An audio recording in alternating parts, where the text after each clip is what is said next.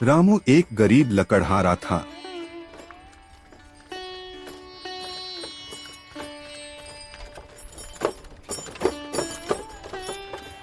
रोज सुबह वह जंगल में जाता,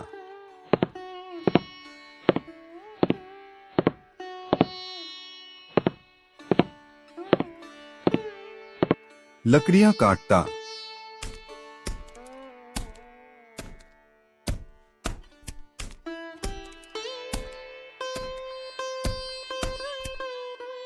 और उन्हें बेचने के लिए गांव के बाजार में लाता।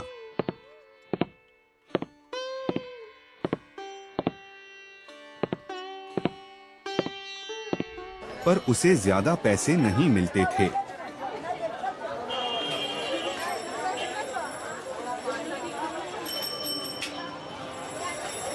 एक दिन वह बहुत थक चुका था।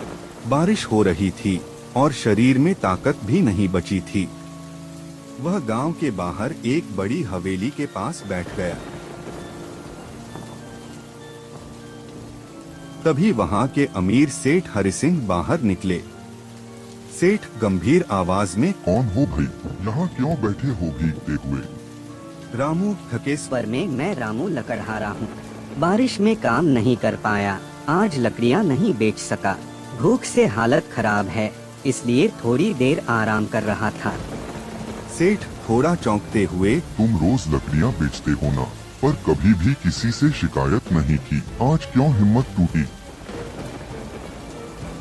रामू, सेठ जी, मेहनत तो रोज करता हूँ, पर पेट भरने जितना भी नहीं बचता।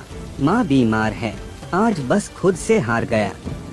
सेठ कुछ पल चुप रहे, फिर बोले, सेठ, तुम्हारी आंखों में ईमानदारी दिखती है।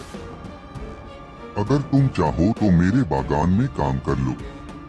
पेड़ भी बहुत हैं और देख रेख करने वाला कोई नहीं। मेहनत करोगे तो तनख्वाह दूंगा और खाने रहने की भी व्यवस्था होगी। रामू आश्चर्य और खुशी से, सच सेठ जी, मैं मेहनत से कभी पीछे नहीं हटूंगा। सेठ, ठीक है, कल से आ जाना, लेकिन एक बात ध्यान रखना, काम में बेईमानी नहीं चलेगी। रामू मुस्कुराते हुए, सेठ जी, ईमानदारी ही तो मेरी पूंजी है। कुछ महीनों बाद रामू अब सेठ के बाग में काम करता था। वह सुबह से शाम तक पूरी लगन से काम करता। धीरे धीरे सेठ को उस पर इतना भरोसा हो गया कि उन्होंने उसे पूरे बाग की जिम्मेदारी सौंप दी। रामू, अब मेरी उम्र हो गई और मुझे और भी बहुत से काम देखना पड़ता है और मैं काफी कमजोर महसूस करता हूँ, इसलिए मैं तुम्हें इस बाग की जिम्मेदारी देता हूँ। रामू की माँ ठीक हो गई। अब उसके पास पक्की झोपड़ी थी, पहनने को अच्छे कपड़े और मन में आत्मसम्मान। एक दिन गांव के चबूतरे पर पीपल के पेड़ की छांव में कुछ बुजुर्ग और जवान बैठे थे।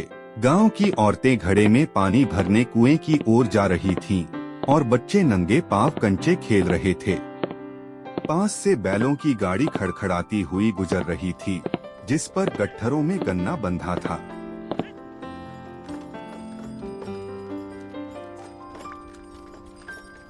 तभी किसी ने मुस्कुराते हुए कहा, देखो रामू की तकदीर कैसे बदल गई।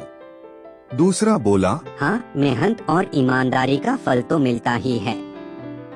तीसरे ने सिर हिलाते हुए कहा, बस इंसान का मन साफ हो तो भगवान भी साथ देते हैं। रामू, जो पास ही बाग के फाटक पर खड़ा था, ये बातें सुनकर बस चुपचाप मुस्कुरा दिया।